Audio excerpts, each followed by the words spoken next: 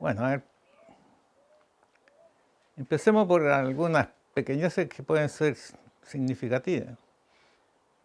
Yo siempre me he considerado montañés. Nací en el Cajón del Maipo. En realidad no nací en el Cajón del Maipo, nací en Puente Alto. Pero Puente Alto era para el Cajón del Maipo lo que es Calera para los hijuelenses, no les gusta hijuelense. Porque se consideran hijuelenses, pero en realidad nacen en Calera, en el hospital. Mi mamá era profesora en San José de Maipo y tuvo que dejar a parirme a Puente Alto. Pero yo pasé mi niñez y mi adolescencia muy ligado a San José de Maipo y sus montañas. Teníamos una banda ya de cabros de la misma edad, ¿no es cierto?, que nos perdíamos en los cerros. Mi mamá duró muy poco en San José de Maipo, pero me encontró una madrina, ¿no es cierto?, que se quedó ahí para siempre y a la cual yo visitaba en todas mis ocasiones, mi papá. Mi mamá, después de que yo nací, al poco tiempo nos fuimos a Doñihue, mira el medio cambio. Ahí estuve yo hasta como los 4 o 5 años y después retornamos a Santiago, donde empecé a ir a la escuela donde ella era profesora en la Quinta Normal. Una escuela que en esos tiempos se llamaban consolidadas, que en quinto básico tenían un grado ocasional. Eran buenas esas escuelas. Ahí era de hombre y tenía grado avicultura, criaban pollo, tenía agrícola, tenían una viña, tenían un taller de manualidades, carpintería, y tenían un orfeón para desarrollar habilidades musicales a partir de 15 años. Yo estaba en el orfeón. Tocaba el bajo. En un mercado persa, es la única que me acuerdo.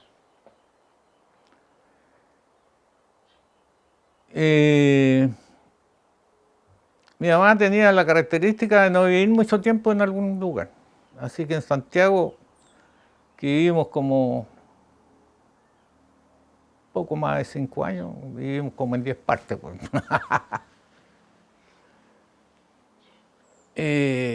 Después de terminar la básica, entré al Liceo Miguel Villamonati, que es el número 2 de Santiago, después del Instituto Nacional, cercano a la Quinta Normal. Estaba muy feliz yo ahí. Y mi mamá se enfermó de gravedad, tuvo una peritonitis doble, se sintió cerca de la muerte y pensó dejar encaminado en alguna profesión y lo que más se le ocurrió es que yo también fuera profesor. Así que me pidió que postulara a la Abelardo Núñez, que era la normal principal de Chile. Pero yo no estaba muy de acuerdo. Pero al final, mediante alguna regalía que me prometió, ingresé a la normal. Pero como les conté, mi mamá no era de quedarse en un lugar de forma permanente, de repente se le ocurrió venirse al paraíso. Pero yo no me quise venir con ella, así que entre los 11 y los 12 años me quedé viviendo en Santiago con parte de la familia de mi madrina de San José de Maipo que vivía en Santiago. Ahí me quedé yo.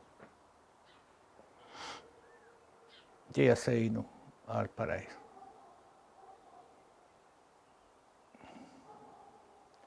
Era un momento muy difícil en la vida de un adolescente porque en realidad, si bien estaba en un ambiente familiar, yo tenía total independencia, ¿no? el pecado grande es que yo vivía por Ñuñoa arriba y la normal estaba en Estación Central abajo. Y no me dejó como medio pupilo, no tenía almuerzo, así que tenía que llevar algo para almorzar al mediodía, pero en realidad estaba muy lejos para ir y volver. Me pilló en la etapa del desarrollo, empecé a tirar para arriba, pero no para los lados, estaba mal alimentado. Por ahí me desmayé en un bus cuando tenía 14 años. La posta, el escándalo, el familiar, y bueno, total que a los 15 años mi mamá me llevó a Valparaíso y me pidió el traslado para la Normal de Viña, en la cual yo me titulé de profesor.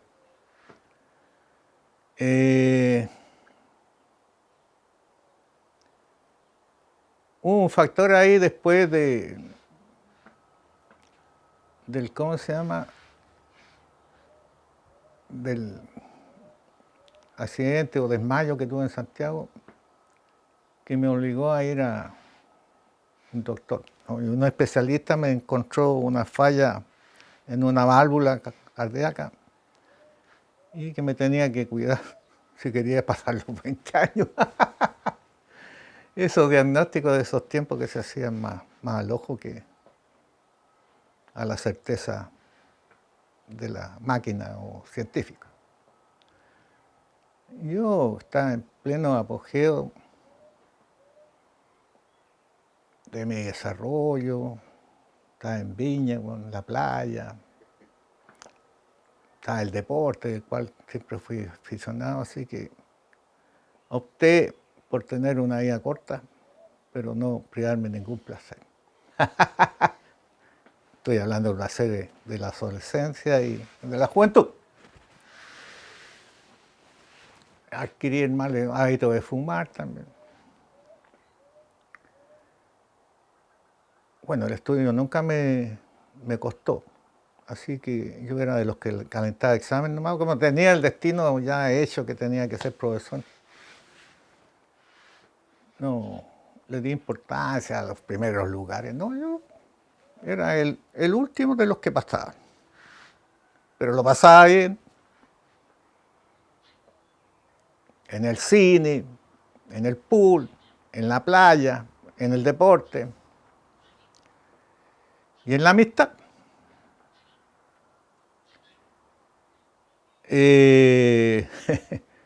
Terminado mis estudios y recibido profesor a los 18 años, me fui a los Andes a hacer el servicio militar en el Guardia. Como estudiante se hacían eso. Y ahí ya empecé a fijarme en otro aspecto de la vida, ¿no es cierto?, como la política. De ahí empecé a darme cuenta de algunos detalles de la sociedad que otros no veían y otros no entendían, pero a mí se me clarificó, empecé a estudiar un poco las corrientes políticas, de dónde venían, a qué se referían. Empecé a observar la sociedad y empecé a tener un criterio, ¿no es cierto?, de lo bien y lo mal que está en la sociedad que vivimos y que no ha cambiado nada mucho. Bueno, después que salí del servicio militar, resulta de que no había un cupo cercano donde pudiera trabajar un egresado de la escuela normal con pensamiento de izquierda. Así que me tuve que ir a la periferia, pues, a ver si en la zona rural había algo. En estos tiempos en que Valparaíso era provincia, ¿no es cierto?, y abarcaba todo antes de la región. Así que encontré un cupo en la escuela 11 de Quillota. Estábamos hablando del 63. Y saqué las cuentas, automotores, había en esos tiempos trenes, qué sé yo. Viajo todos los días a Quillota. Pero la escuela 11 era la escuela 11 del departamento Quillota, que acá abarcaba Quillota, Cruz, Calera, Yayay. Así que la escuela 11 estaba en Yayay. Así que el ir y venir en forma diaria, olvídate, me tuve que ir a recibir a una pensión. Y en esos tiempos se trabajaba hasta los sábados, así que al mediodía del sábado tomábamos el expreso a Valparaíso y el domingo en la tarde de vuelta.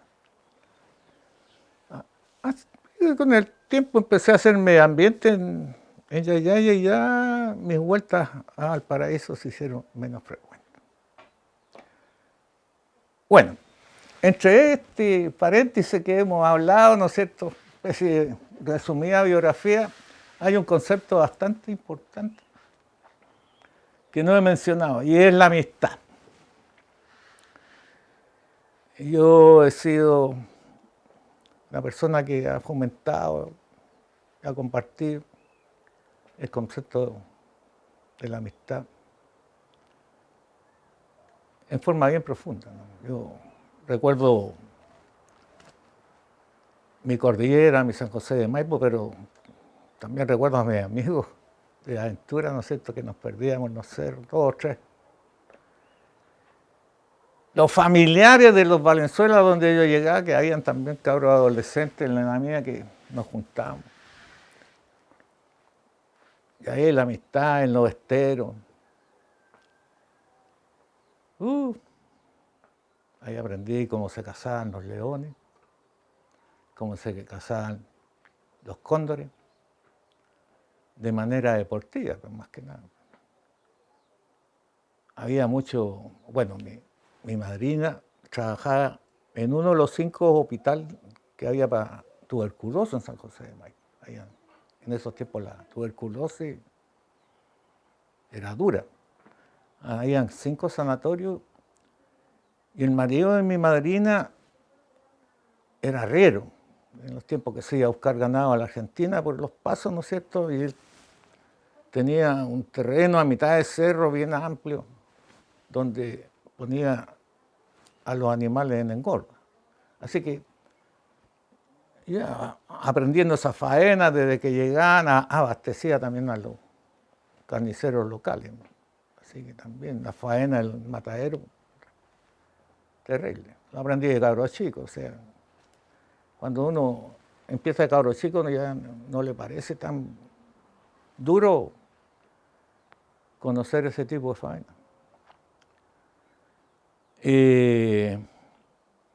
Bueno, no solamente tenía un predio para poner en gorda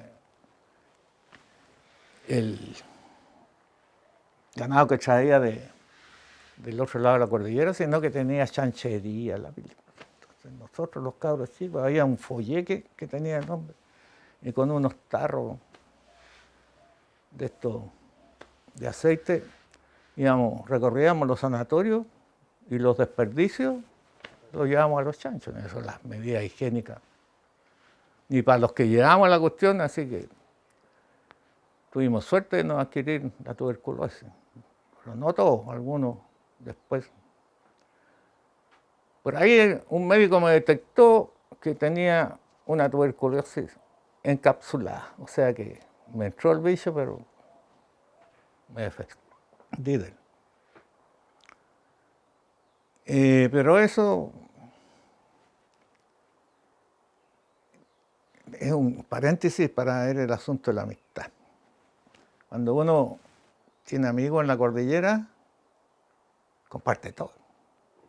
Porque nosotros íbamos con un par de frazadas, nos quedábamos de un día por otro, ¿no es cierto?, en el peladero, ¿no es cierto?, de la montaña, porque la vegetación llega hasta los 2000 metros, de ahí para arriba no hay nada para hacer una fogatita, nada, así que hay cucharita, todo escondido, porque 5 o 6 grados bajo cero. Y más en el invierno, porque en las vacaciones de invierno también partimos. Ahora eso está modernizado, es turístico, pero en esos tiempos los caminos eran de tierra, los puentes eran de madera. Bueno, la amistad. Yo me sentaba en la normal de Viña con 3 amigos. Después los 3 éramos de izquierda. Y yo que estaba haciendo servicio militar, el primero que encontró pega, en la escuela 11 de allá. Llegué ahí el 20 de agosto del 63. En septiembre llegó el Flaco Hidalgo, que se sentaba conmigo en el extremo, porque en el Chico se sentaba el Chico Pino, que llegó en marzo del otro año. Los 3 compañeros de curso llegamos a la misma escuela. Éramos llenos de inquietudes. Y llegó también Jorge González, que era compañero mío en la Normal de Santiago, antes de trasladarme ahí. Todos teníamos un pensamiento, si no de partido, pero había que cambiar la sociedad y había que partir por casa. Así que de una manera u otra revolucionamos Yayay. No solamente en la parte educacional, sino que en la parte cultural. Horas de teatro en el teatro, conjuntos folclóricos, algunos de estos representantes de nuestro conjunto llegaron hasta México difundiendo el folclore. Yo, como estaba enamorado en esos tiempos, no quise ir. Formamos la unión de profesores, yo fui el primer presidente, como siempre, ya el flaco, por el bla bla. La unión de profesores. Después fue el SUTE. El SUTE fue lo mejor que hemos hecho de manera sindical en la educación. En el SUTE estábamos todos, sindicato único de trabajadores de la educación. Había un escalafón, ¿no es cierto? Y cada uno llega a ese escalafón por el grado de estudio que había tenido. Pero éramos uno solo, o sea, las huelgas del magisterio eran huelgas, pues, íbamos todos. Duró poco así. Y lo que más recuerda el pueblo fue nuestra intervención deportiva. Pues introdujimos el básquetbol, el deporte infantil. Nuestra escuela fue 5 veces campeones nacionales de... Ese tiempo se llamaba futbolito, después se llamó baby fútbol. Tercero en fútbol. Fue cosas grandes. Y en política también intervinimos el pueblo. El Chico Pino llegó a ser concejal. Teníamos un alcalde comunista. Y en esos tiempos las concentraciones, tanto para la huelga como para las manifestaciones, contratábamos trenes. Contratábamos trenes para ir al paraíso a las concentraciones o a las huelgas. Así nomás íbamos cobrando pasajes en el tren. ¿Cuántos carros nos decía la empresa? Tantos carros. Íbamos cobrando pasajes para financiar el tren. A veces nos sobraba, a veces nos faltaba. Pero se nos conocía como la sierra maestra de la quinta, no, en esos tiempos de la provincia del Paraguay. Así éramos todos muy felices cuando llegó el golpe militar. Bueno, allá conocí el amor, me casé por primera vez, tuve 2 hijos, con una compañera obrera, cuántas cuestiones, la cosa no funcionó mucho. Yo tenía muchas actividades, había tiempo, había discusiones, pues ya las cuestiones no mejoraron nunca. Y me declaro por culpable por haberme casado joven y por no haber asumido la responsabilidad del hogar antes que la calle. Pero así fueron las cosas, no se pueden remediar. Me casé a los 21, estaba muy joven. Ahí nos pilló el golpe militar. El Flaco Hidalgo, con mis compañeros, el Flaco Hidalgo se había trasladado para Calera. El Chico Pino era regidor. Tengo una anécdota muy buena con el Chico Pino. El Chico Pino era medio tímido por algunas cosas, pero para otras cosas era engaño. El Chico Pino salió regidor en esos tiempos allá, concejal ahora, pero en ese tiempo la gran diferencia era que no eran pagados, nada más que para servir a la patria. En el año 73, en Cuba, hubo una zafra. La zafra es la operación en que salen todos los cubanos a cortar caña, porque su principal producto era el azúcar. Creo que ahora debe ser lo mismo, esas islas son muy pobres. Paréntesis, siempre hablan de Cuba, que está atrasada, que esto, cuestiones, que el socialismo aquí, que el socialismo y Cuba está atrasada, pues, en primer lugar, porque no puede negociar con nadie en forma libre, porque el que negocia con Cuba no puede negociar ni con Estados Unidos ni con ninguno de los países de la órbita económica de Estados Unidos, los que negocian con Cuba. Y resulta que si el azúcar vale 3 pesos en el mercado internacional, a Cuba le ofrecen 1 peso. Tiene que... Cuba está con ese monopolio, o sea, con ese bloqueo monopólico, y tiene pocas cosas Cuba de qué vivir.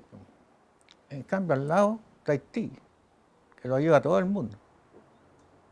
Y no veo mucha diferencia con Cuba, al contrario, Cuba es un paraíso al lado de Haití, que recibe la ayuda de todo el mundo, hasta los chilenos vivimos para allá. En eso estábamos en Yayay, cuando de la noche a la mañana, el día del maestro, que estábamos preparados para celebrarlo, 11 de septiembre, golpe de Estado, y nos pillan. Anécdota otra vez. Yo estaba casado el año 70 cuando asumió Allende. Siempre se me quedó en la mente eso. Como yo era de los jóvenes, el único que estaba casado, la celebración fue en mi casa. Tenía una casa grande, yo también casa quinta, no sé cómo estaba destinado a ir en una casa quinta. Ahí nos reunimos los jóvenes, cuánta cuestión. Y en el medio de la celebración, el flaco Hidalgo dijo, ¿saben? ¿Cuánto creen ustedes que vamos a durar?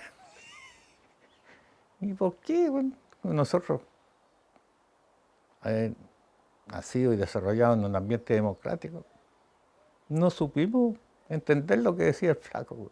¿Cuánto iremos a durar? Vino Fidel Castro, estuvo como un mes aquí. Lo que se me quedó grabado en la visita de Fidel Castro, que en una dijo, ¿cuánto van a durar ustedes si no tienen el respaldo de las armas? Está tonto. Todavía creíamos que la democracia... Así que de una manera u otra el golpe de Estado nos sorprendió. Bueno, yo había dejado de ser profesor de la Escuela 11 y me habían nombrado director de la Escuela 52, ubicado en la hidráulica. La hidráulica, ustedes no saben lo que era la hidráulica. La hidráulica era un pequeño campamento minero, a pesar de que la actividad fundamental era sacar el agua potable para Viña y Valparaíso por goteo debajo del río, ¿no es cierto?, y por caída libre hacia las urbes de allá. Es una obra de ingeniería que hizo un ingeniero francés. Va plano, ¿no es cierto?, sube las colinas, baja, por pura inercia nomás, ¿no? Gravedad, y llega hasta Valparaíso. Y lo otro que tenía y que estaba frente a la escuela era una maestranza donde se atendían todos los vehículos de la zona norte que estaban en malas condiciones por choque, ahorcamiento, todas esas cosas. Ahí llegaban. Trabajaban como 200 personas. Había retén adentro y zona seca. Sí. Era una escuela grande. Después de la escuela 16, aquí en Hijuela, estaba ella, con más de 300 alumnos de matrícula. Ahí iban todos. Los grandes de allá de hidráulicas iban ahí también. Los Bustamantes, todos están ahí. Los abuelos de los Bustamantes chicos. Ahí estaba trabajando yo así que cuando me fueron a buscar me pasearon de la escuela al retén. me trajinaron todo. Y después tuve una entrevista con el teniente y me dijo, flaco, te tengo que sacar, te tengo que mandar a alguna parte. Pero tú soy dirigente de la CUT, soy dirigente de los profesores, soy socialista, pero no de partido, le dije, no soy militante, así que tienes que... Bueno, yo, como tenía confianza, mándame cerca. No le voy a decir al adjetivo que le dije, mándame cerca, no me mandes muy lejos. Y me mandó dentro de la comuna, me mandó a la escuela 11 aquí. Ahí llegué relegado. Bueno, al año siguiente ya el matrimonio hizo crisis y me tuve que ir a aquel pues, donde mi mamá tenía un departamento. Me fui allá en calidad de soltero. En Yayay dejé 2 hijos, dejé muchos amigos, ¿no es cierto? Después de 60 años, lo único que me recuerdan son los del aspecto deportivo. Había una industria ahí muy grande, se llamaba Inducor, y tenía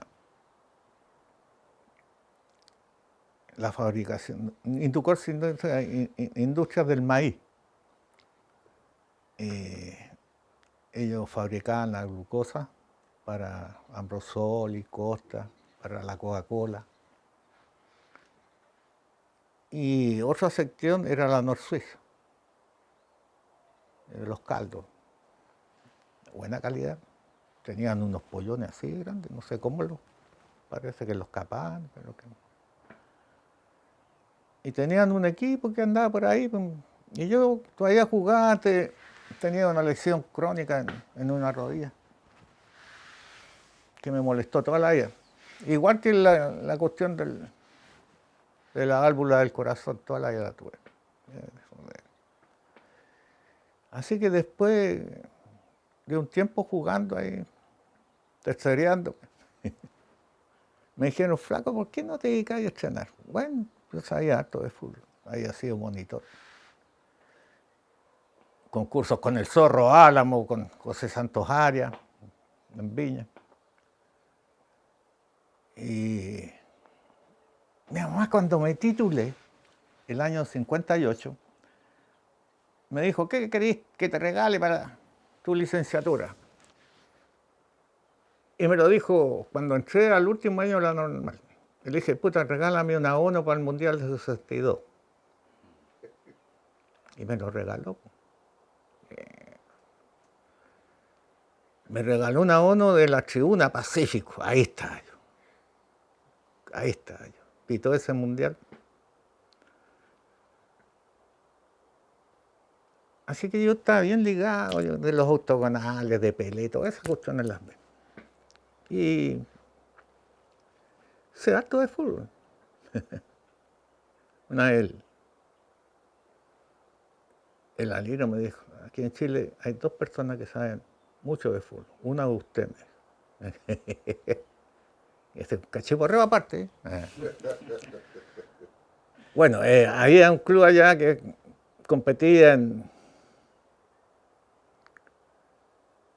la asociación, ¿no es cierto? Después empezaron los campeonatos regionales, uno era a nivel deportivo, de asociaciones, y había otro campeonato regional de ASIGA, ese era los industriales de Valparaíso en Concagua tenían también para su obrero, hacían campeonatos. Bueno, nosotros arrozábamos en esos campeonatos un tiempo, y esa gente del club deportivo nunca me olvidó.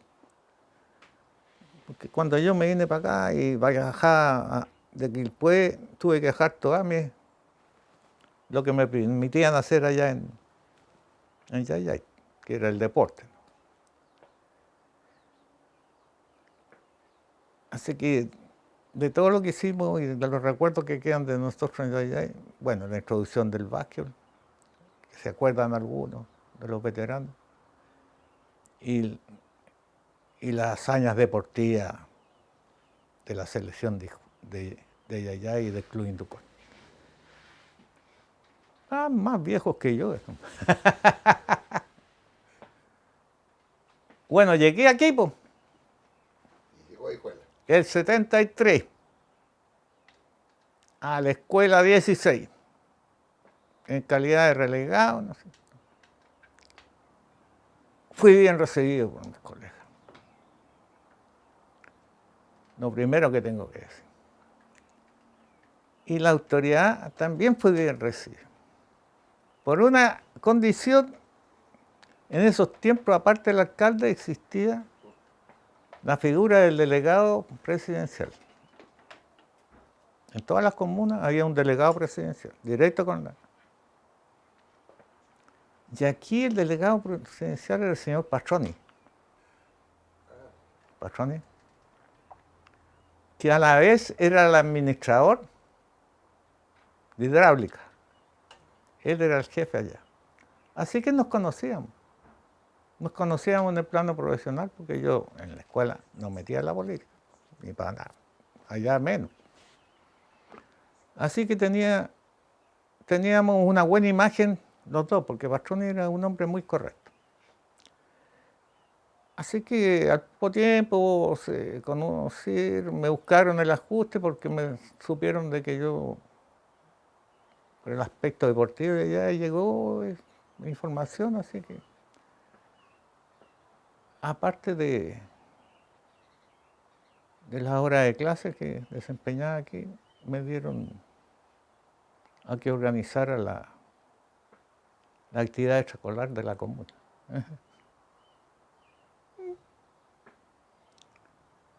Así que empezaron las competencias deportivas, que ni escuela ni era escolar. Y extraescolar significa también otras cosas, ¿no? La parte literaria, empezaron, que ya se hacían en Ocoa. Y empezó a caminar eso sin ningún otro tipo de pretensión. En la escuela funcionaba bien.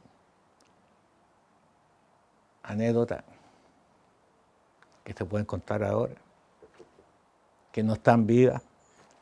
La señora Emilia era la directora y Fresia Roldán la subdirectora. Estaban recién nombradas por el régimen.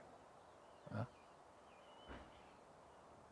Y esta era una escuela grande, era una escuela grande, estamos hablando grande, de casi 800 alumnos en básica, o sea, había octavo A, octavo B, octavo C y octavo D. 4 cursos llegaban a octavo. No había competencia y hasta los tiempos míos en Yayay, la enseñanza particular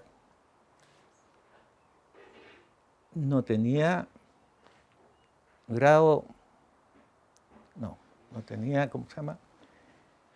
No estaba facultada para entregar licencia. No, los estudios no tenían valor. De hecho, a mí me tocó muchas veces, no sé, fui designado a tomar exámenes a la escuela parroquial de Yayay, en que los estudios del año no eran válidos.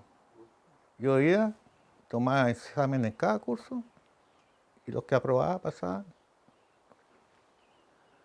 Bueno, yo en esos tiempos teníamos una situación ética, ¿no es cierto?, en que nosotros no nos metíamos en los cursos en que los profesores eran titulados. Aprobábamos, solamente echábamos un vistazo en los cursos en que, porque en los colegios particulares, no sé, con el 80% no eran titulados, eran padres, monjas. Entonces había que fiscalizar esa parte. Aquí en Hijuela no había colegios particulares, así que la matrícula era absorbida por la escuela 16. Y ahí eran todos. Después me empezaron a dar horas en séptimo y octavo también. Curiosamente, yo entré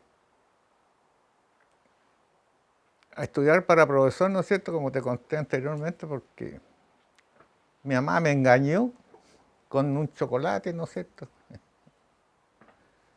de comprarme una bicicleta si yo dejaba la enseñanza humanística por entrar a la escuela normal. Nunca pensé yo que saliendo de la normal iba a trabajar de profesor. Yo tenía habilidades basquetbolistas, así que jugaba en Valparaíso por la Universidad de Chile. Infantiles, juveniles, ya había pasado justo el año que me titulé al equipo adulto. No con mucho éxito, porque no le daba mucha importancia al básquet, que había aprendido básquet cuando llegué al Paraíso.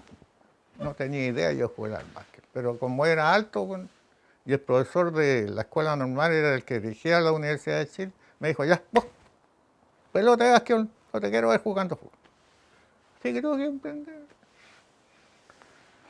Cuando egresé de la escuela normal, el profesor de básquet me dijo, yo me acerqué, pues, ¿sabes? Me gusta esta cuestión, ¿por qué no? Veamos modo de cómo entro a la universidad. No, pues yo te meto por una beca deportiva. No hay problema, me dijo. Y se me ocurrió ir a hacer el servicio militar, volví en abril, cuando le fui a decir, no, pues las becas ya las repartieron ya. Pero el próximo año, anda a trabajar ya el próximo año, no te preocupes. Y me fui a trabajar allá y como que les conté recién. Cuando llegué a Yayay, habían 2 cursos en cuarto primario en esos tiempos que eran muy numerosos. Entonces, de los 2 cursos me hicieron un curso a mí. Me tiraron los mejores. Me tiraron, puta. En esos tiempos no había, como ahora, eran, bueno, digámoslo en chileno, eran tontos nomás. No había diferencia, que a este niño le cuesta por esto. Ahora hay la herramienta. Así que, primer día, cuarto básico.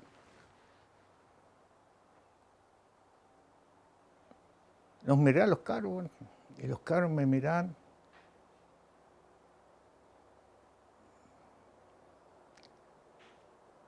Y me di cuenta que esa gente me necesitaba.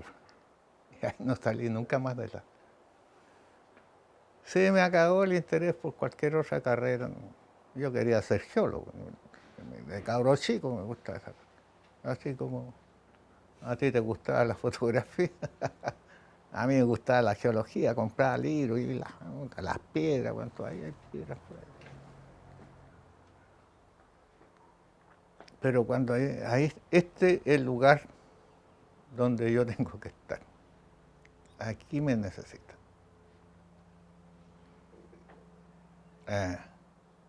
Aquí me necesitan.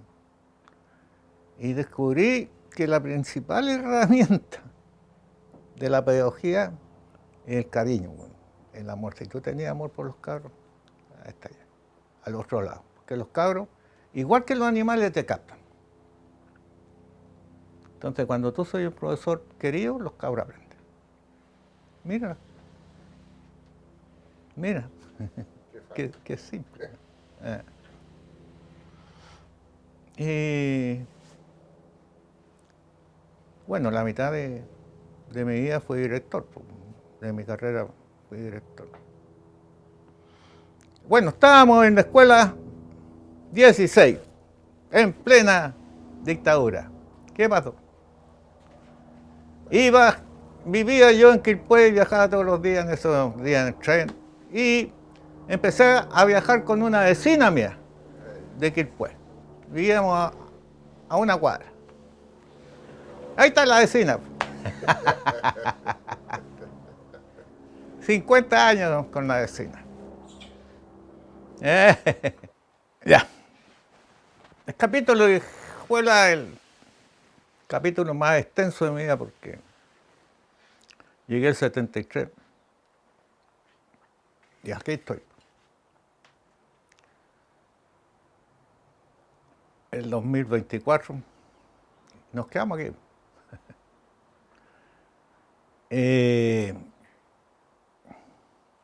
Doña Emilia, la directora, y doña Fresa, la subdirectora, fueron una especie de ángeles para mí, me recibieron. Ayudó mucho el hecho de que yo haya sido director, de ahí algunas cosas que yo sabía que ellas estaban aprendiendo. Los colegas también, excelentes, o sea, el espíritu de la pedagogía, de la amistad, bueno, seguramente en alguna vez deben haber pensado cómo íbamos a tratar al relegado, pero en realidad nunca me hicieron sentir que yo fuera diferente. Así que, como se dice, caí parado. La recomendación que me había hecho el teniente, que me dijo, no te metas en nada ya, pues me dijo, puta. Hay cosas que no se pueden evitar en el magisterio. Yo me separé al año que llegué aquí y viajando de Quilpué, ¿no es cierto?, conocí a la que fue mi segunda cónyuge hasta el día de hoy. Me pusieron en la asignatura en que a los demás les costaba, que para mí era fácil, la educación física, música. Aparte del curso que me habían asignado, que era un curso muy bueno y de alumnos privilegiados, porque era el curso de la subdirectora, ¿no es cierto?, que por asumirme lo dejó a mí. Estamos hablando de que ahí está la flor innata de la sociedad, pues sí, en ese curso. La hija del jefe RT y algunos conspicuos caballeros que tenían cierta consideración económica dentro del pueblo. Tal vez eso me haya servido con la comunidad, ¿no es cierto?, porque de una manera u otra, de manera inconsciente, estaba siendo observado.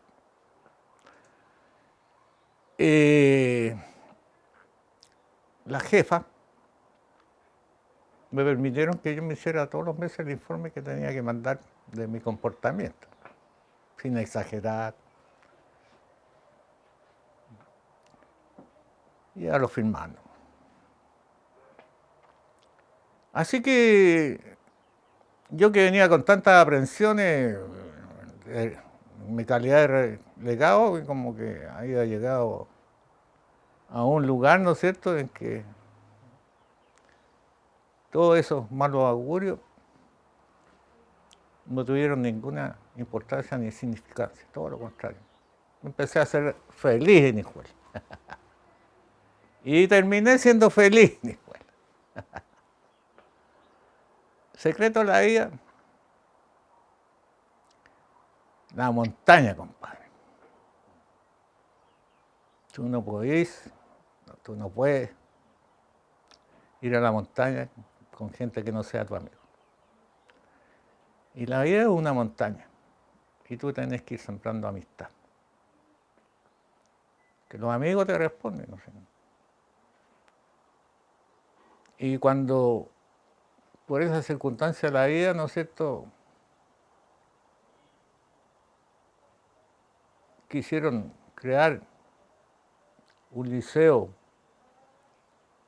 aquí en Hijuela, la autoridad militar me escogió a mí, ante la sorpresa de todo el mundo. El relegado fue encomendado por la autoridad militar a que formara un liceo. Sorpresa. Sobre todo para mí, pues. Cuando me informaron que a las 8 de la mañana del día siguiente tenía que presentarme en la municipalidad, donde era alcalde, coronel de ejército retirado, ¿no es cierto?,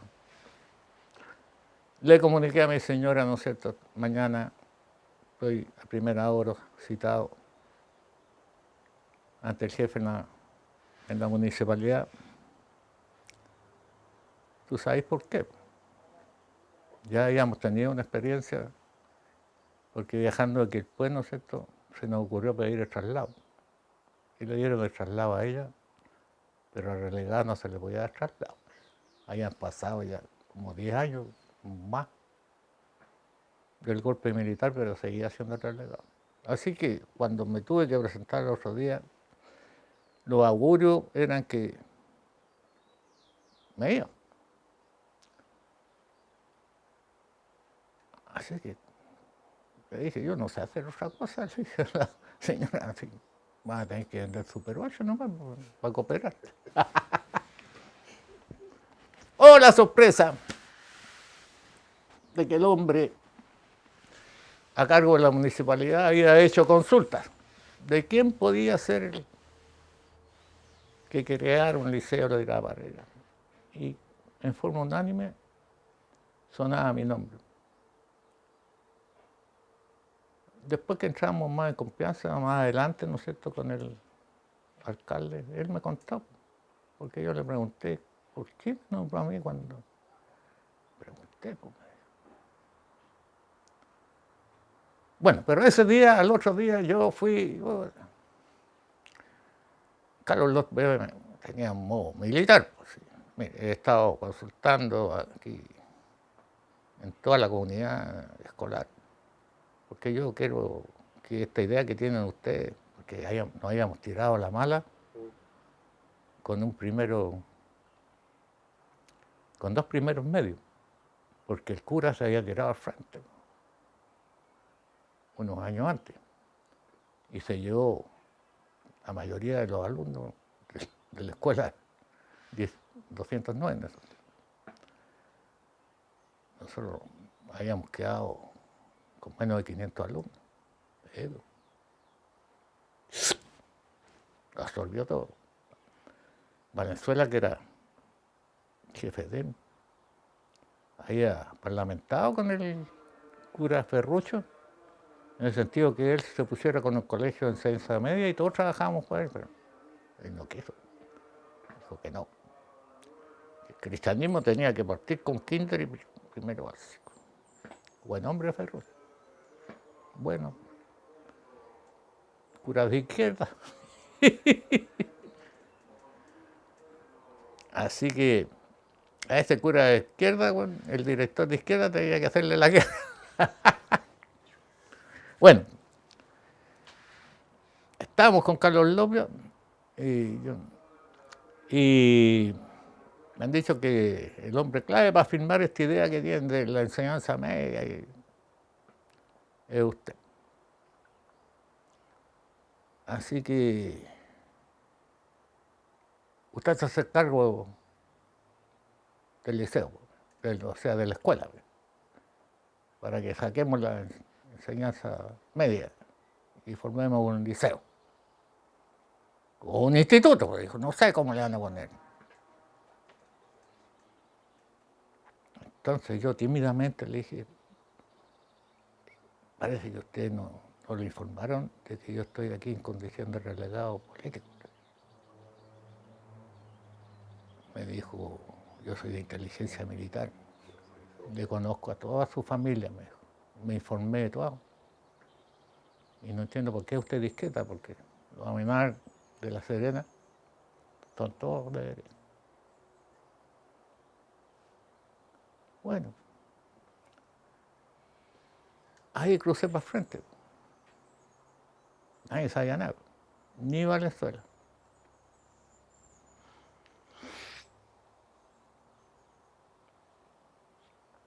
Habían sacado de mala manera a la directora. Sí, pues.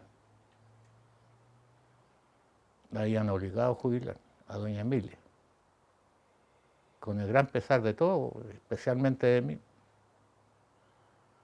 Así que lo primero que fui a decirle a doña Emilia, ¿sabes? Me nombraron director. Me quedo mirando primero con sorpresa y después me dijo, pucha, qué alegría, pero que haya sido tú. Así que si me haya probado a ella, pues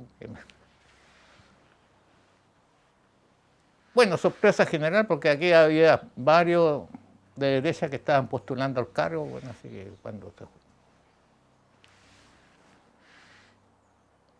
Y beneplácito para la mayoría.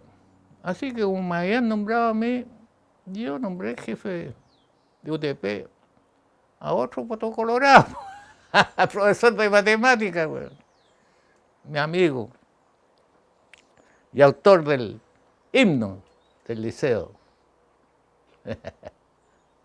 profesor de matemáticas. Godoy. El flaco Godoy, Jorge Godoy. Profesor de matemática, pero aficionado a la música, a la guitarra y al canto. Autor del himno del liceo. Es lo que... Así que empezamos a tirar para arriba con el liceo. Bueno, con la escuela 209, porque el liceo todavía no lo crearon. A mitad de año, no, en mayo logramos, ¿no es cierto?, el decreto. Y entre, bueno, director democrático, digamos, a centro padre, centro alumnos, profesores, para ponerle nombre al liceo. Las propuestas eran dos. Luis Laborde, padre de la antigua directora, y una especie de filántropo del pueblo, había regalado los terrenos para el cuerpo bombero y otras partes. O Manuel Rodríguez, para seguir la lógica de la calle, que honora al guerrillero. Pero la gente optó por el Luis Laborde y quedó. El Luis Laborde. Y empezamos a recuperar matrícula, de a poco, con un énfasis muy especial en la extraescolar. Tuvimos muy buen extraescolar. Producto de eso, el camarógrafo que está aquí. Y también muy cooperador el director de escena, que también está aquí, que también se tomó por ese lado, a pesar de que está encargado del CRAP. No sé si existe el CRAP, pues. Sí. Ya. Como CRAP. Sí, continuamos.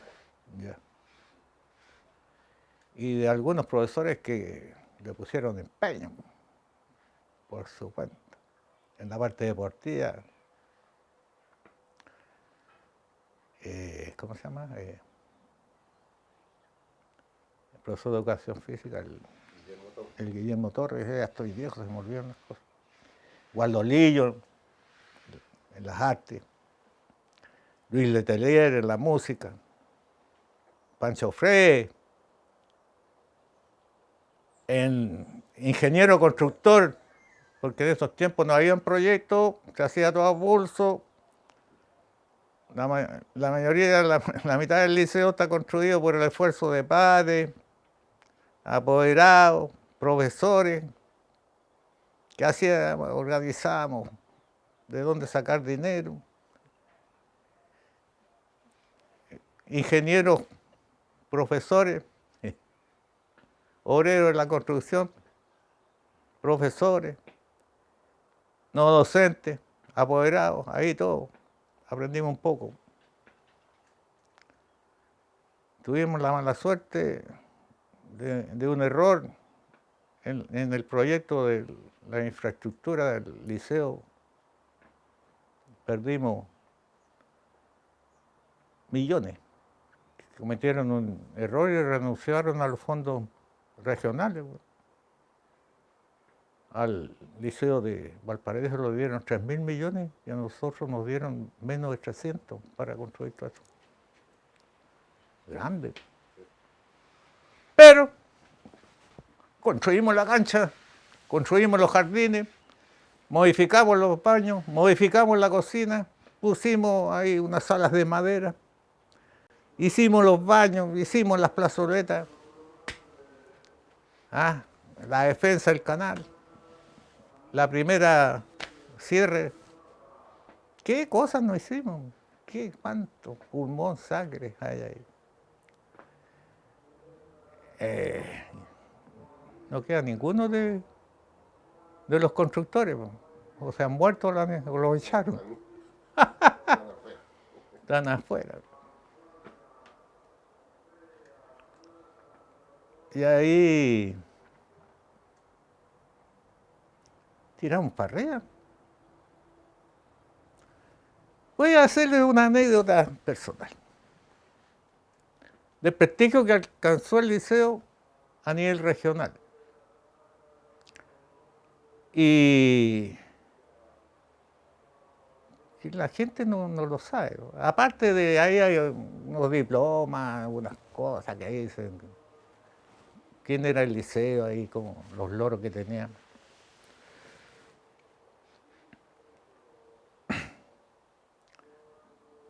En la primera reforma se llamaron a los 100 establecimientos más representativos del país para entrar a la reforma de manera de que esto dieran los resultados, ¿no es cierto?, para que entrara el resto. O sea, ¿cómo se llama eso cuando...? Bueno, ¿cómo se llama? Eran los 100 establecimientos más representativos del país. Estaban ahí, está el Instituto Nacional, el más grande de Valparaíso. Y entre todo eso, Luis Laborda, que era un liceo nuevo, pero de cierto prestigio por los logros que había tenido en la quinta región. Allá partimos. La primera reforma educacional en el gobierno de Frei.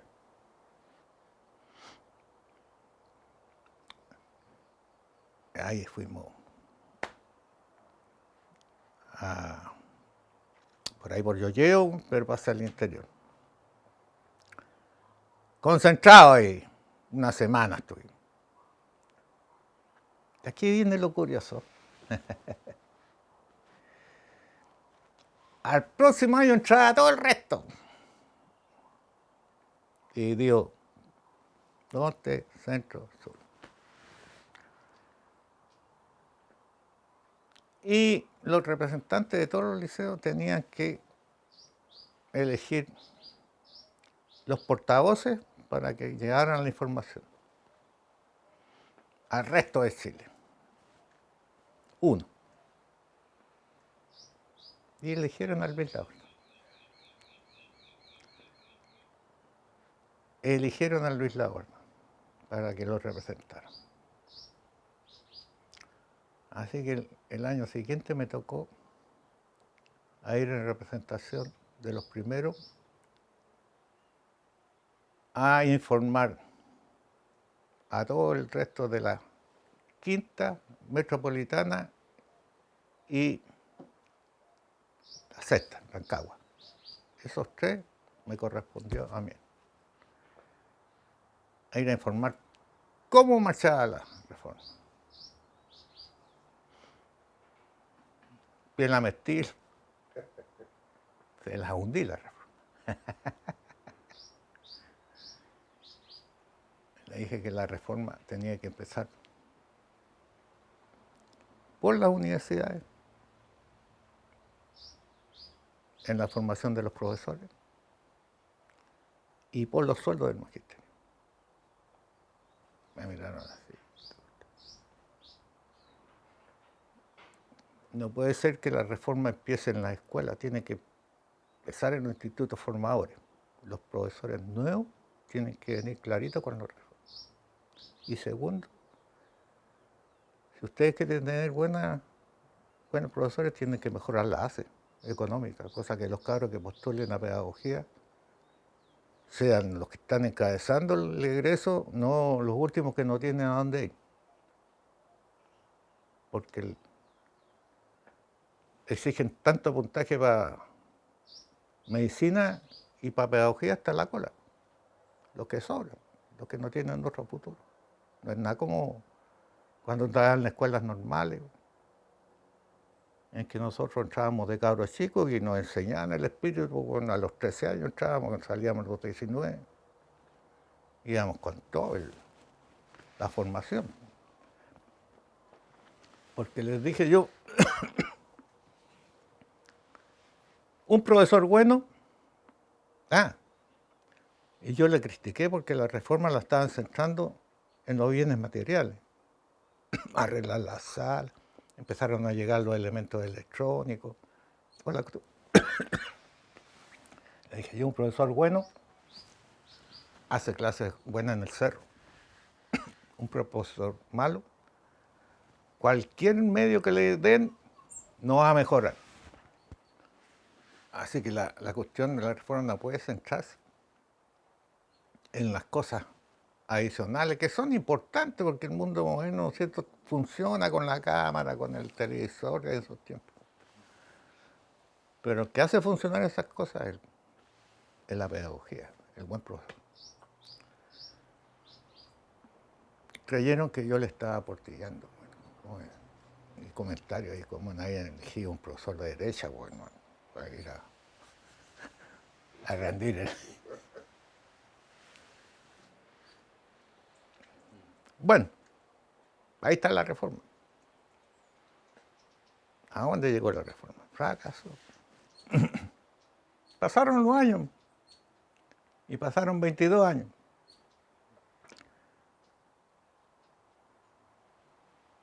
Algunos me echaron de menos, algunos no se acordarán, después de 15 años jubilado.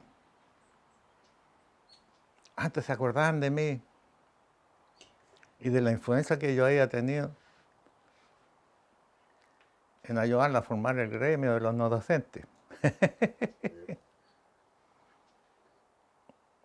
Porque había miedo. Había miedo. Y los no docentes no estaban como los profesores, ¿no es cierto?, que había que echarlos con sumario. Un no docente en esos tiempos se le caducaba con el mes de aviso. Así que formaron un sindicato, era como medio peligroso. No duró mucho la dictadura, pero queda ese temor, queda.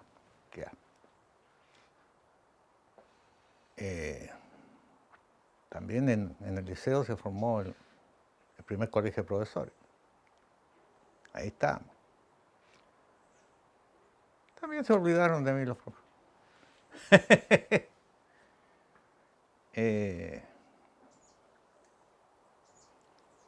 Yo sigo igual.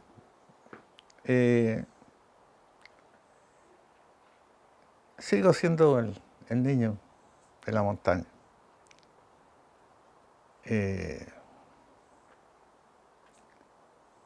Lo que más me queda de los recuerdos son los niños, esos que tuvieron alguna oportunidad. Algunos salvaron, algunos salvamos, algunos les modificamos su destino.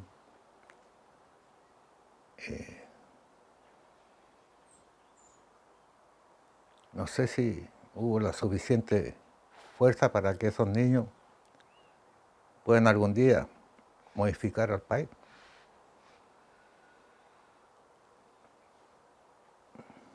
Las diferencias no se han estrechado, se han aumentado la amplitud.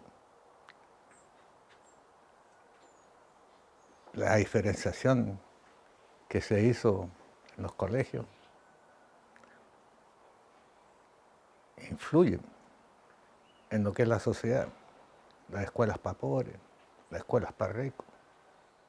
Yo nunca entendí esa parte. Bueno. Aquí son más papistas que el Papa. En los grandes países capitalistas, bueno, ya ves, Estados Unidos, Inglaterra, bueno, Francia, todos esos países, Japón, bueno, el 80, el 90% de los cabros van al mismo colegio. En Estados Unidos, cerca del 90%. Hay colegios particulares, pero son exclusivos viendo la protección del alumno. Porque, bueno, cuando el hijo de Trump va a un colegio único, a lo mejor nos faltará el que lo molesta al cabro. O al hijo del artista de cine. A lo mejor, en esos casos específicos, es necesario el colegio particular. Pero en esos países donde reina el capitalista, y lo vemos, ¿no es cierto?, en la escuela del condado, van los que llegan en auto, los que llegan en la patineta, va el negro, va el latino. Estos se separan, pucha, ¿qué vamos a hacer? Por grupo. Pero están todos ahí. Y cuando los americanos hablan del sueño americano, que cualquiera puede hacer, pero es que todos tienen la misma oportunidad. Piensan que eso de la escuela para todos los alumnos, o la salud para todos igual, es de los países socialistas, comunistas. No.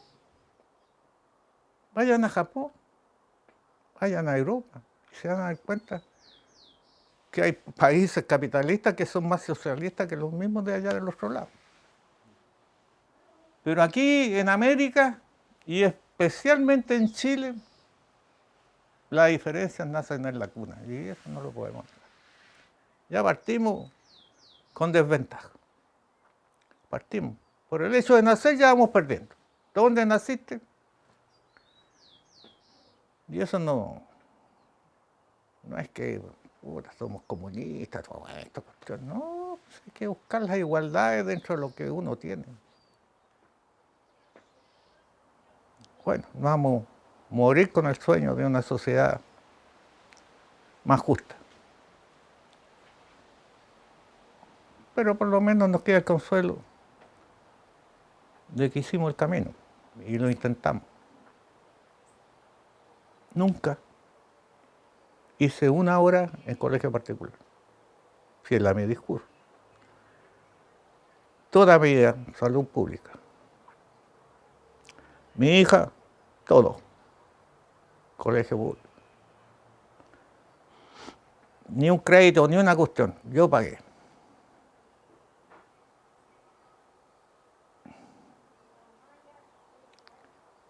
Así pasa la vida. Y mis sueños no los voy a poder cumplir. La salud no me acompaña. Así que no voy a poder volver a la montaña. Me queda el cerro de Consuelo. Sí. Lo que más me ha gustado de mi vida, el haber pasado sembrando amistad.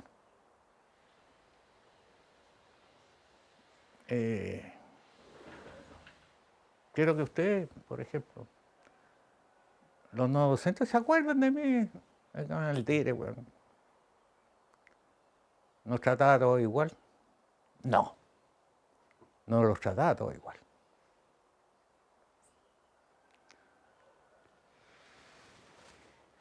Yo tutía a todo el mundo, menos los que hacían el aseo.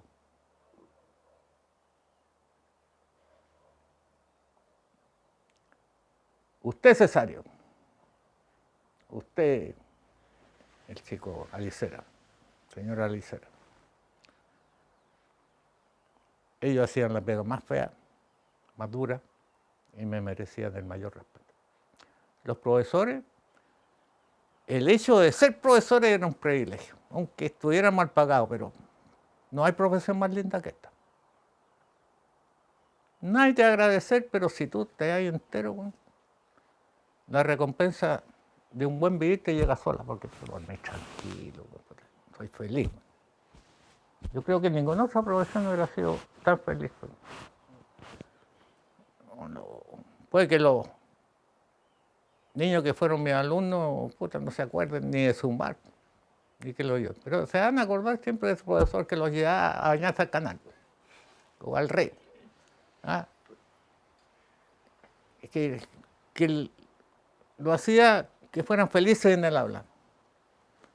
Así que yo cuando estaba ahí dándole los discursos los días lunes, bueno, puta, consejos de la vida así. Lo paseaba.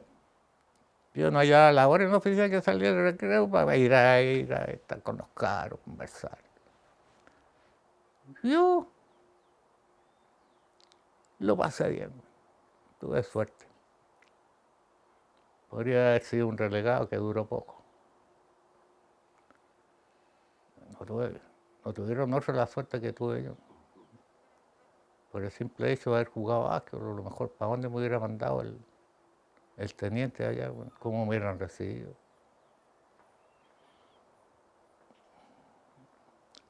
Yo soy un agradecido de escuela y traté de pagar mi deuda con el pueblo cuando trabajaba. Ahora disfruto, ¿no? Y lucho contra las enfermedades, porque de repente miráis para atrás, ¿no?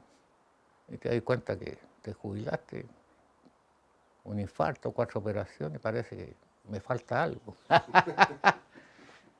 Cuando uno es feliz no se enferma. Y yo creo que fui feliz en mi pega.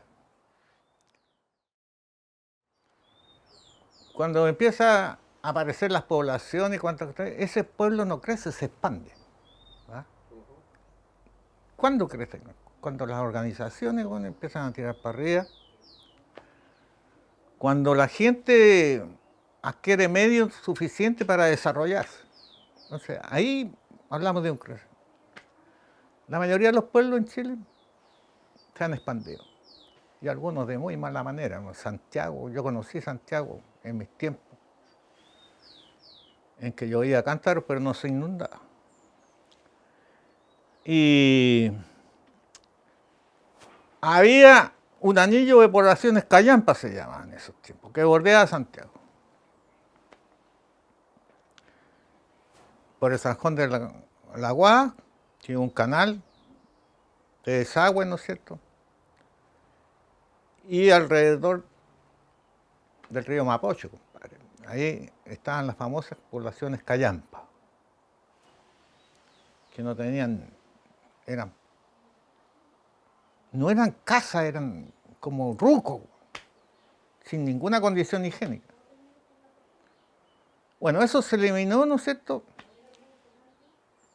Santiago se expandió, mejoraron un poco las condiciones sociales y lo que creció, como te digo, se expandió, pero la riqueza no se repartió. Y hay una riqueza que es monetaria, pero hay una riqueza que es la forma de vivir, ¿no? Yo he ido a la periferia de Santiago, he ido a las poblaciones. ¿Cómo te explico? Este fronte de aquí es el fronte de 2 o 3 casas en las poblaciones.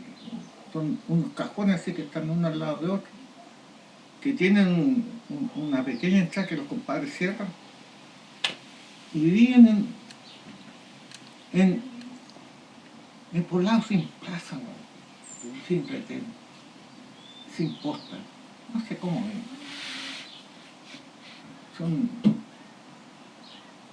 Santiago ha crecido, se ha expandido, o sea, se ha expandido, pero no ha crecido.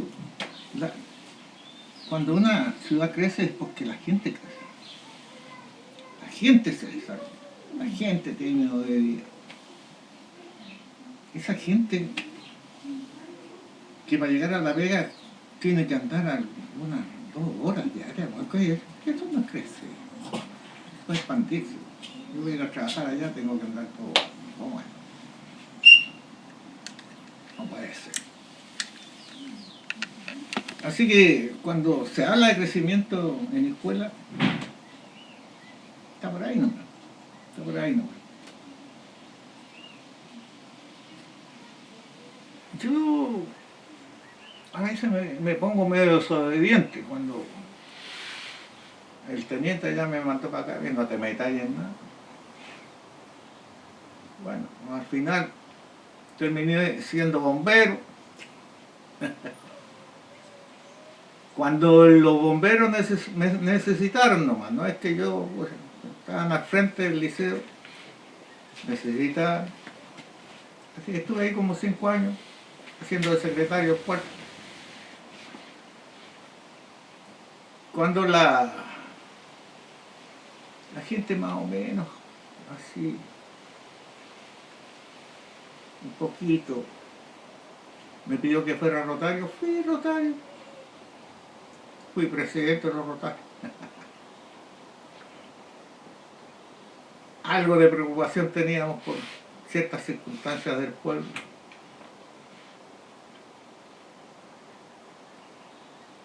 Y también me pidieron de la masonería que me integrara. También fue masón. Más por curiosidad que nada. ¿Qué se decía? Tantas cosas que decían de la masonería. Y los ruidos y todo eso. Y no, si tiene la masonería, dentro de las cosas, eso del secretismo es como una fórmula de propaganda de la masonería, pero en realidad no hay nada secreto, sí. Hay una convivencia en que cada uno trata de ir elevando su nivel, porque elevando el nivel de uno, ese pensamiento, si tú elevas tu nivel, ¿no es cierto?, vas elevando el nivel de los que están cerca tuyo.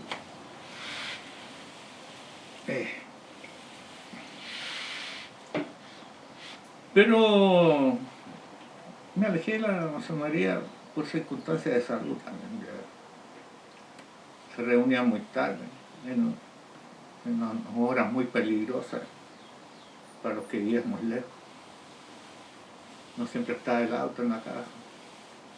Había que salir de madrugada, casi 1 o 2 de la mañana a veces, a tomar el colectivo de algunos que trabajaban. Era complicado. Pero algo se hizo. Es cosa de la vida. Nunca quise en mi escuela aceptar un puesto en los gremios, pero sí fomenté y ayudé a la gente del liceo para que participara en los gremios.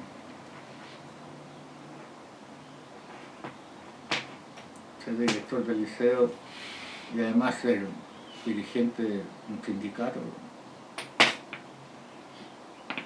es medio raro. Sí, aparte de la parte gremial, yo era número puesto en la parte política para cuando dejar el cargo de director para hacer cualquier cosa, ¿verdad? Ya estaba medio decepcionado la política, no sé.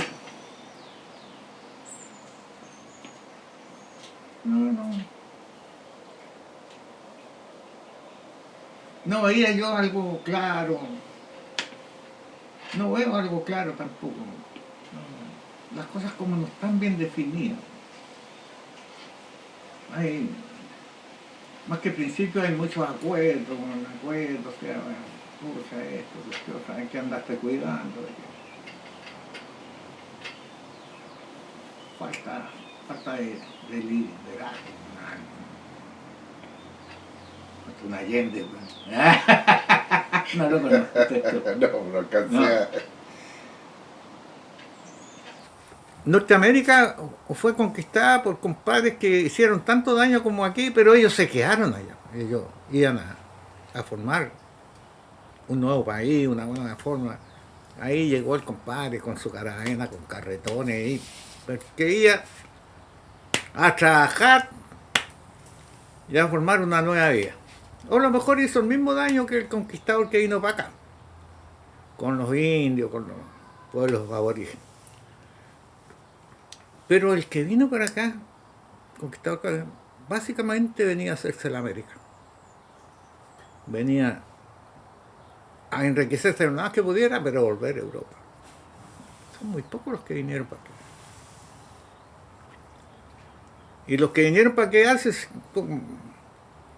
lucharon por la independencia para quitarle el territorio al rey y convertirlo en territorio propio. Pues sí, fue un cambio de dueño nomás. Sí.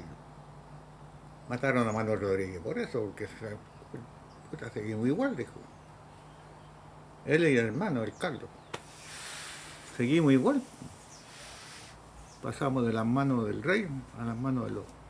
Porque en realidad aquí lo que querían era negociar, ¿no es cierto?, con cualquier pueblo del mundo.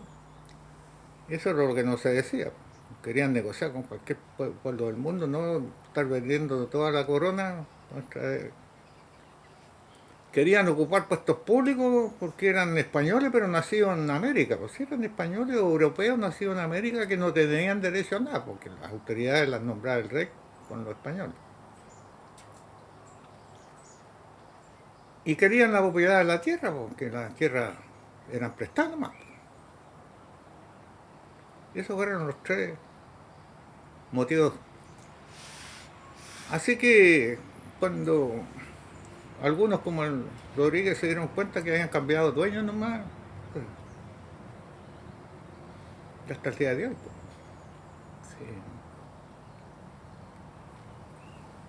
Sí. Lo peor de todo es que la gente poderosa se lo cree, pues. Se lo cree que tienen metido eso en el inconsciente de que aquí ellos son los dueños.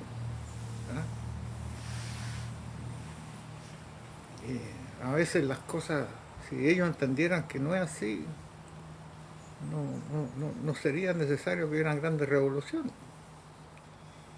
El ser humano es el que falla en su proceso solidario con los demás. Les cuesta ser solidario. Cuesta. Porque incluso uno ya ese como veneno así de tener más. Pero algún día, pero algún día, pero algún día, ¿cómo dice? Pero el día llegará en que la tortilla se vuelva, que los ricos, que los pobres coman pan y los ricos, mierda, y los... Esos eran los tiempos nuestros. Yo creo que los grandes reformistas, si es que los hay, tienen que pensar en que si vamos a hacer una reforma educacional, ¿cuál es el propósito? ¿Para obtener qué? No puede haber una reforma educacional si no hay una reforma social, una reforma política. ¿Eh? Las reformas que se han hecho aquí son muy limitantes. O sea, como veamos la mejor manera de que los niños aprendan. ¿Para qué? Primero tienes que hacer una reforma social, ¿no?, en que la reforma educacional encaje. Uno enseña para qué. ¿Cuál es la finalidad, no es cierto, que los niños sean mejores, si no van a tener expectativa de llegar a la universidad, estudiar 6 años cuando no tenéis dónde trabajar? ¿Ah? Entonces, las reformas educacionales tienen que estar al servicio de lo social, ¿no?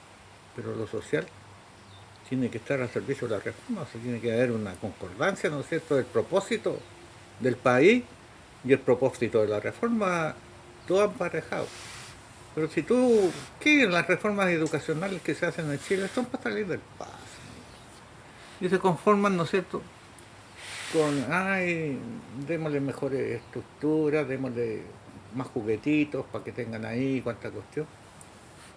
Pero si tú no tenías una respuesta, suponte que todos los cabros empezaran a ser buenos como estudiantes, con excelente rendimiento, weón. ¿A dónde mandáis a trabajar? ¿Ah? ¿Para qué? Weón? Tú tenés que tener, pucha, necesitamos tanto ingeniero en esto, tanto arquitecto, porque vamos a hacer tal cosa, vamos a hacer esta cosa. Pero si no, puta, ¿cuántos estudian periodismo? Weón? ¿Cuál es el propósito del país? Encaminémonos, esto, ¿no es cierto? Necesitamos para este propósito del país esto. Pero a mí no me gusta estudiar, bueno, pero esto vaya a ganar tanto ahí cuando salga ya. Ah, sí, ahora me gusta. Sí, pues, o sea, tiene que haber una concordancia, ¿no es cierto?, con los propósitos del país, aparentados, ¿no es cierto?, con los propósitos de una reforma. Pero una reforma es como tirar un balde de agua en la arena. ¿Para qué sirve? Los especialistas dentro del auto, entonces están bien, pues. Y cualquier ayuda está bien, pues. Si el niño es niño, cualquiera sea el propósito del país, cualquiera sea el propósito de la educación, el niño es niño y necesita ayuda. ¿Ah? Pero la ayuda que recibe el niño es un presente. Pero nosotros tenemos que proyectar que esa ayuda que le entretenemos al niño en un presente se refleje en un futuro. Y eso es la educación, pues, futuro. Es tu futuro la educación, que te la jugáis. Un futuro. Yo te educo para que tú mañana esto. Pero si no está esto, buen puta, se pierden las reformas. Tal vez no se pierdan los niños, algunos. Pero la reforma, el propósito, la educación tiene que estar al servicio de los propósitos del país. Hacia allá va la educación. Si no está esa concordancia, puta, la reforma se pierde, se pierde. No tiene sentido. Lo que fui a criticar yo ahí, ¿cómo se llama? Cuando me eligieron para ir a decir qué opinaba yo de la reforma y se la hundí con eso es, estos huevones socialistas, comunistas, como me dijeron algunos, porque en esos tiempos casi todos eran los directores eran de derecha. Ahora que yo soy de izquierda.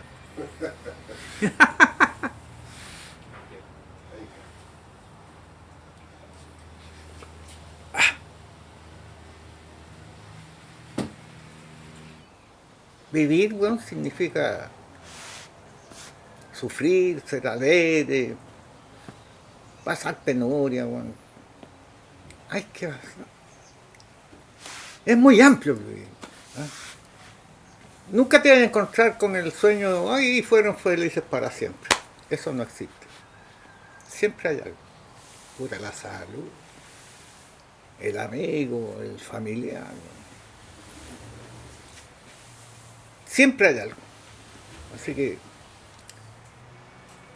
uno tiene que irse acomodando, aunque tenga todas las herramientas, pero tienes que acomodarte igual.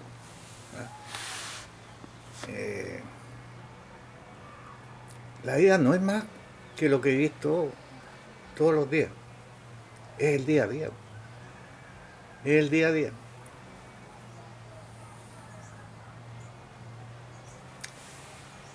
Y si es día al día, tú tenés que ver con lo que tenéis cómo afrontar el mañana, que haya sido. No, en la medida que va pasando el tiempo ya sus ideales no están a largo plazo, sino que están al día a día. O sea, los ideales, ¿qué hago mañana? Y si encontráis o querías hacer algo, te proponía hacer, hazlo. Porque si no, te vayas a limitar tú mismo, te vayas a criticar tú mismo. Puta, lo pensé y no lo hice. Entonces, ese lo pensé y lo hice, es un escalón, ¿no? Pero lo pisaste. Aunque crujió, te caíste, pero lo pisaste porque eso te da fuerza para pensar en el otro escalón y hacerlo. Lo que no hay que hacer en la vida es construir sueños a largo plazo. Hay que construir sueños como una escala, bueno, así. Vais subiendo un escalón y ahí mirando el otro. Paso a paso, el paso a paso. Pero el forjarse, puta, yo quiero ser. Y lucho por eso, y lucho por eso. A lo mejor está bien, pero esa lucha tiene que ser paso a paso. Y estar siempre atento a los cambios, a las variabilidades, tanto tuyas como lo que te va entregando el medio. Que a veces las oportunidades están ahí, a veces se presentan, pero no te ahogues porque a veces te encontráis con puras murallas. Algunas se abren. A la inversa, como cuando uno dice, puta, yo voy a pasar por esta vida, no me voy a enfermar de nada. Alguna vez te voy a enfermar de algo, pero alguna vez te abren una puerta. Tienes que estar preparado para todo. La juventud actual tiene que estar preparada para todo. Y esperar la oportunidad, y a veces, en esa oportunidad, tratar de reconstruir un espacio feliz. Aunque sea en una actividad que no te guste, pero le buscáis por un lado. ¿Cómo podéis ser feliz? Mi hija, 6 años allá en la universidad estudiando. Ahora se compró un camión y viene a buscar palta para allá por torno.